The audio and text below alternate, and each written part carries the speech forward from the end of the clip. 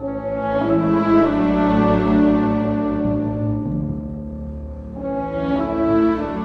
1941, the United States reluctantly entered the Second World War after being attacked at Pearl Harbor.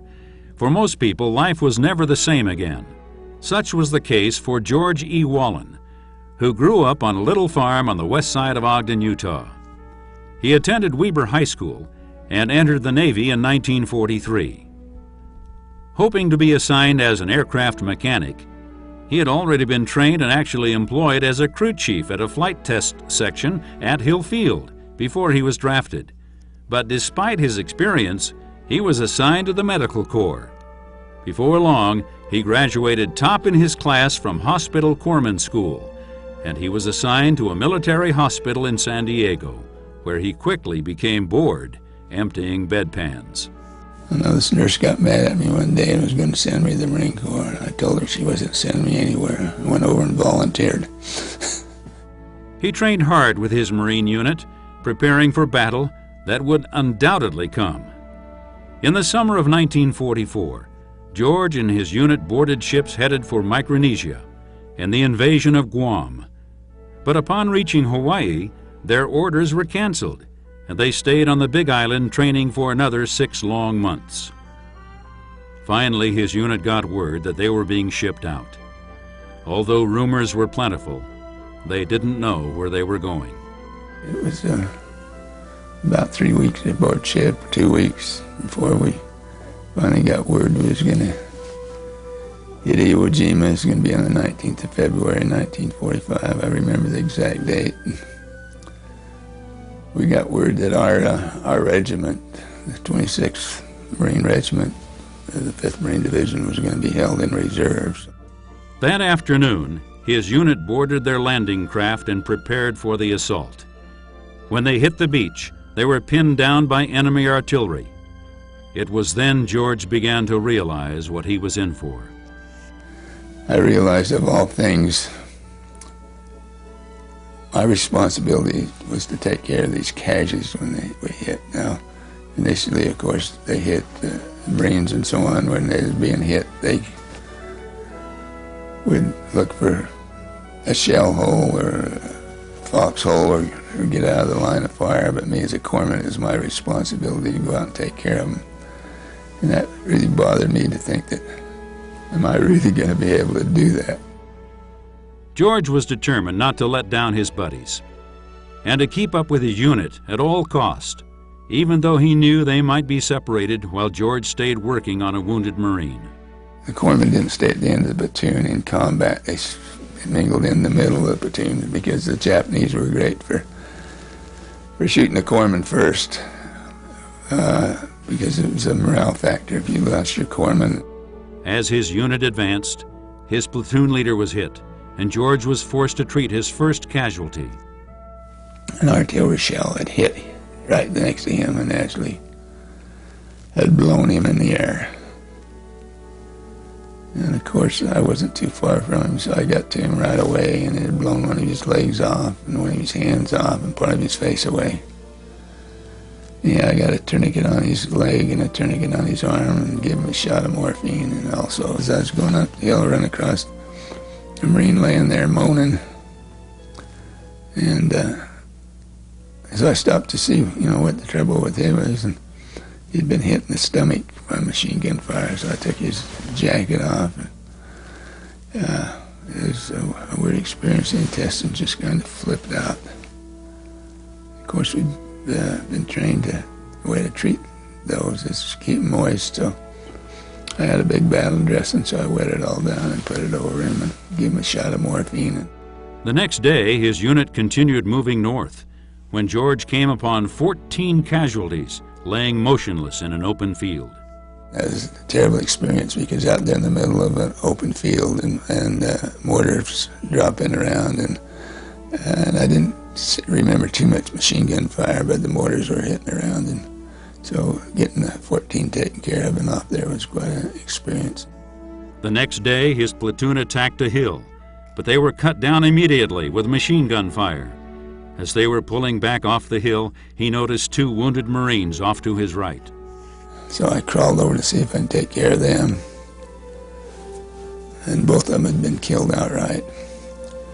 And I started to crawl back, and something hit right beside of me. It was a grenade, and I realized it was a grenade, but it went off just a couple of feet from my head. And most of the blindness went over my head, I guess, but I did get some grenade fragments right there in my face. As he laid there semi-conscious, he could hear another Marine calling for help. He was able to come to his senses. He quickly bandaged his wounds and crawled over to treat the wounded Marine. After treating and evacuating that Marine, he struggled to catch up with his unit, spending the night in a foxhole. A day later, his unit continued their advance northward.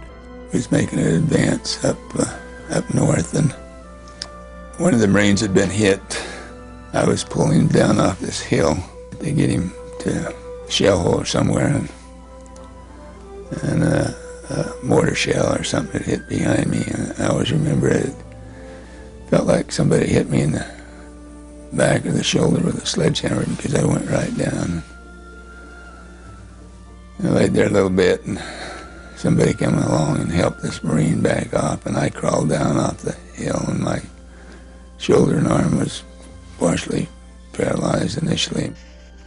Ignoring the damage to his back, he continued up the hill to find his unit. On the way, another platoon leader asked George to treat 2 more casualties. I came by this hole, this big shell hole, and there's 4 or 5 Marines in the shell hole. I was just going to ask him, where the casualty was, but before I could get there, or get a chance to ask him, artillery or mortar shell hit right in the hole with all these Marines. And I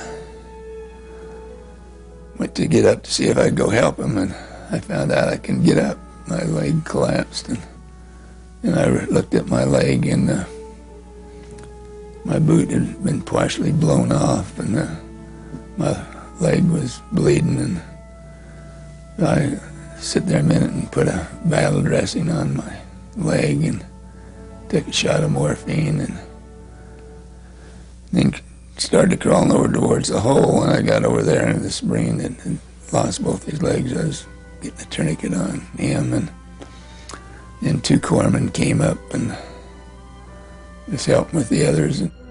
After being treated at the field hospital, George was transferred to a ship offshore and sent to a naval hospital in Hawaii.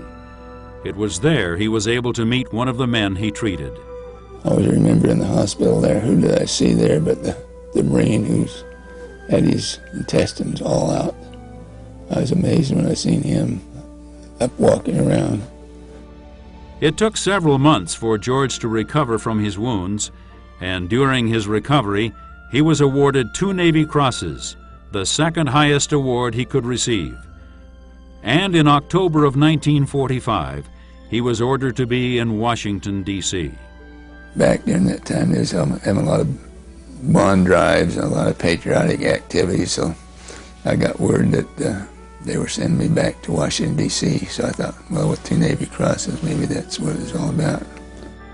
But on this trip, George was awarded the highest honor this country can bestow upon its war heroes, the Congressional Medal of Honor, presented to him by President Harry S. Truman. I finally got out there and went to salute the president, got up there, and I always remember what he said, I think, trying to make me feel a little better. He says, "Finally glad to see a pill pusher finally made it up here."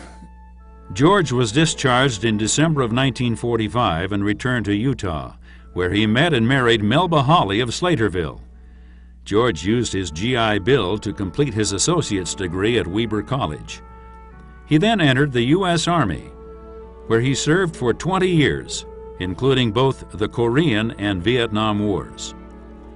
After retiring, he graduated magna cum laude with a bachelor's degree from BYU, Hawaii, and was employed with the Veterans Administration, where he continues to be an advocate for veterans and veterans' causes. He was instrumental in getting a veteran cemetery funded near Camp Williams, where a statue was erected in his honor. He also lobbied successfully to build the first of many veteran nursing homes, and he continues to pursue this goal. As a Medal of Honor recipient, George has attended many presidential inaugurations since 1948. He has received numerous awards for his lifetime of service to his country and to those who fought and died for it. But that's not how George wants to be remembered. I'd like to be remembered just as a good father and grandfather and great-grandfather, I guess. And, I like to be remembered as someone who always tried to do the right thing. Weber State University honors a true American hero in George Edward Wahlen and congratulates him on his lifetime of achievement.